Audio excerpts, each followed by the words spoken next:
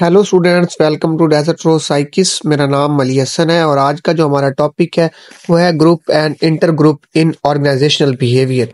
चलें इसे स्टार्ट करते हैं। फर्स्ट ऑफ ऑल हम group and inter group behaviour के बारे में बात करते हैं। अब ग्रुप बिहेवियर क्या है? ग्रुप बिहेवियर का मतलब है एक या इससे ज्यादा इंडिविजुअल किसी कॉमन गोल या ऑब्जेक्टिव के लिए मिलकर काम करते हैं।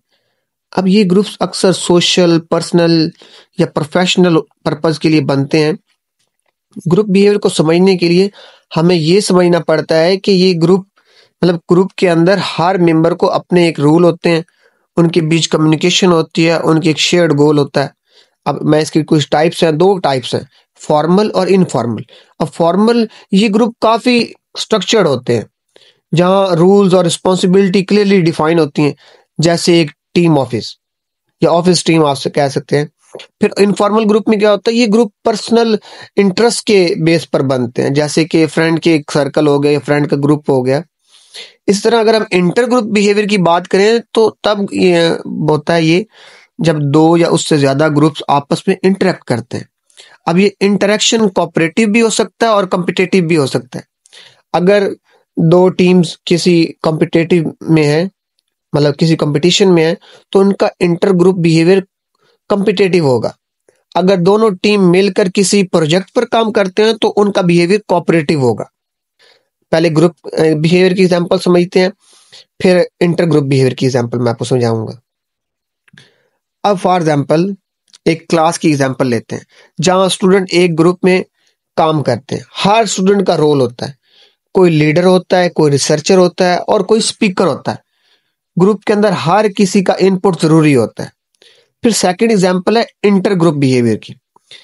अ, ये मैं आपको एग्जांपल देता हूं कि दोनों स्कूल अपनी टीम बनाते हैं, मतलब दोनों स्कूल्स अपनी टीम बनाते हैं और उनके बीच कंपटीशन होता है।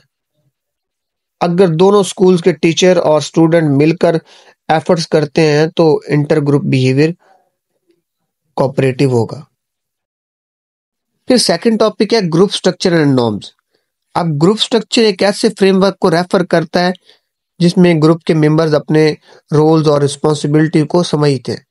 हर ग्रुप का अपना स्ट्रक्चर होता है जो ग्रुप को ऑर्गेनाइज करने में मदद करता है।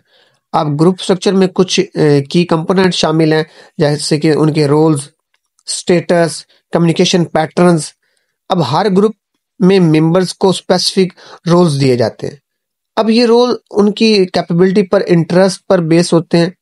जैसे एक ऑफिस टीम में एक मैनेजर होता है जो डिसीजन मेकिंग करता है और वर्कर्स होते हैं जो इम्प्लीमेंटेशन पर काम करते हैं। फिर स्टेटस आता है। अब हर मेंबर का अपना स्टेटस होता है जो उसके ग्रुप में पोजीशन को डिफाइन करता है। अगर किसी मेंबर को ज्यादा इंपॉर्टेंस दी जाती है तो उसका हाई स्टेटस है। जैसे एक टीम लीडर का स्टेटस एक टीम मेंबर को के अगर देखा जाए तो उससे अलग हाई होता है। तो कम्युनिकेशन पैटर्न्स में क्या आता है? अब ग्रुप में कम्युनिकेशन का पैटर्न भी स्ट्रक्चर का एक हिस्सा होता है। अक्सर ग्रुप में एक फॉर्मल कम्युनिकेशन चैनल होता है, लेकिन इनफॉर्मल चैनल्स भी एग्जिस्ट करते हैं। जैसे एक टीम लीडर अपनी टीम के मेंबर्स से ईमेल के थ्रू या व्हाट्सएप के थ्रू बात करता है, लेकिन ब्रेक के दौरान इनफॉर्मल कन्वर्सेशन भी होती है। फिर आता है ग्रुप नॉर्म्स। अब ये ग्रुप नॉर्म वो अनस्पोकन रूल्स हैं जो ग्रुप्स में फॉलो किए जाते हैं।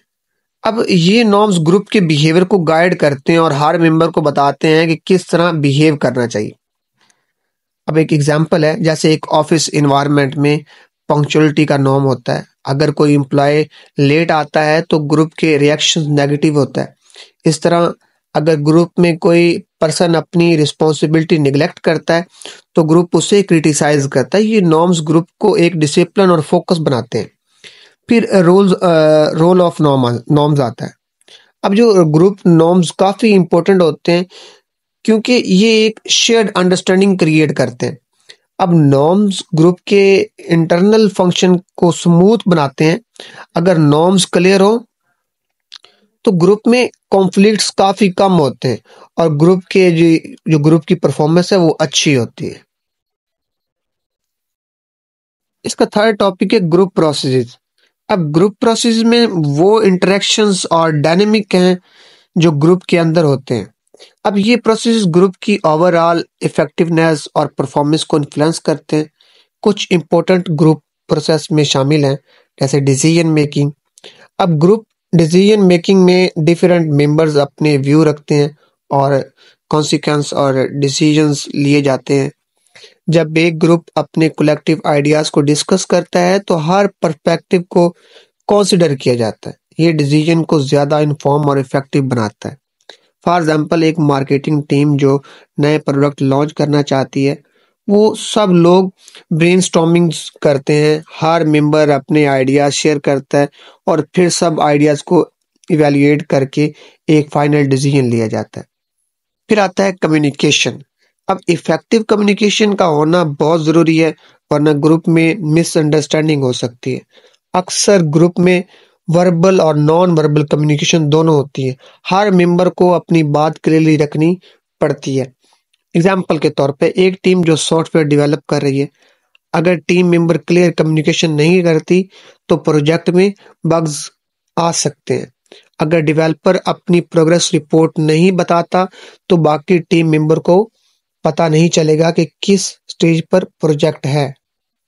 कॉन्फ्लिक्ट रेजोल्यूशन फिर आता है। अब हर ग्रुप में कभी ना कभी कॉन्फ्लिक्ट होता है, तो ग्रुप प्रोसेस में कॉन्फ्लिक्ट रेजोल्यूशन का बहुत इंपॉर्टेंट रोल है। अगर अगर ग्रुप में कॉन्फ्लिक्टिंग व्यू है तो उनको पीसफुली रिजॉल्व करना बहुत जरूरी होता है। ये टीम को स्मूथ फंक्शनिंग का इंश्योर करता है। फॉर एग्जाम्पल, एक ऑफिस टीम में अगर टू मेंबर के बीच डिसएग्रीमेंट हो तो ग्रुप के लीडर उनको फैसिलिटेट करते हैं, उनका कॉन्फ्लिक्ट रिजॉल्व करते हैं। कॉन्फ्लिक्ट को रिजॉल्व करने का तरीका ये हो सकता है कि दोनों पार्टीज का सुनना और उनकी कंसर्न को एड्रेस करना। लास्ट टॉपिक है हॉथॉर्न स्टडीज।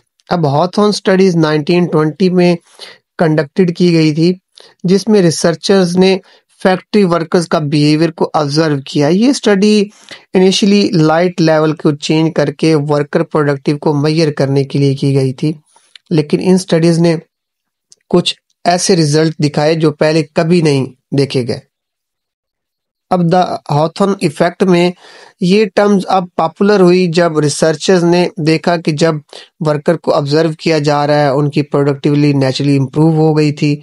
इसका मतलब ये है कि लोग अपने बेस्ट परफॉर्मेंस तब दिखाते हैं जब उन्हें लगता है कि उनकी ऑब्जर्वेशन हो रही है। ये फाइंडिंग ना ये दिखाया कि साइकोलॉजिकल फैक्टर्स को भी काफी इम्पैक्ट होता है प्रोडक्टिविटी पर। अब मैं फॉर एग्जांपल देता हूँ। अगर किसी फैक्ट्री के वर्कर्स को उन्हें सुपरवाइजर ने नोटिस कर लिया तो वो उनको ये फील हुआ कि उनके काम की इम्पोर्टेंस को समझा जा रहा है, तो उनकी वर्क परफॉर्मेंस ऑटोमेटिकली बेटर हो गई। ये एक प्रैक्टिकल एग्जांपल है हॉथॉर्न इफेक्ट का। फिर इम्पोर्टेंस ऑफ सोशल फैक्टर पर बात करते हैं। हॉथॉर्न स्टडीज ने ये भी बताया कि वर्कर्स की मोटिवेशन सिर्फ फिजिकल एनवायरनमेंट या फाइनेंशियल रिवार्ड तक लिमिटेड नहीं होती, बल्कि उनके सोशल और इमोशनल नीड भी इक्वली इम्पोर्टेंट होते हैं। अगर वर्कर को रिस्पेक्ट और अटेंशन मिलती है तो उनकी जॉब सेटिस्फेक्शन इंक्रीज होती है। अब एक एम्प्लॉय अगर अपने मैनेजर से अप्रिसिएशन की एक्सेप्ट करता है तो वो अपने काम में ज्यादा मोटिवेटेड और एंगेज्ड होता है, चाहे उसका फाइनेंशियली रिवार्ड उतना ना मिले। ये स्टडी इस कॉन्सेप्ट को हाईलाइट करती है। तो स्टूडेंट्स, उम्मीद करता हूँ आज का लेक्चर आपको समझ आया होगा। अगर आपको लेक्चर अच्छा लगा है, चैनल को सब्सक्राइब करें, बेल आइकन को दबाना मत भूलें, वीडियो को लाइक करें, कमेंट करें। Thank you.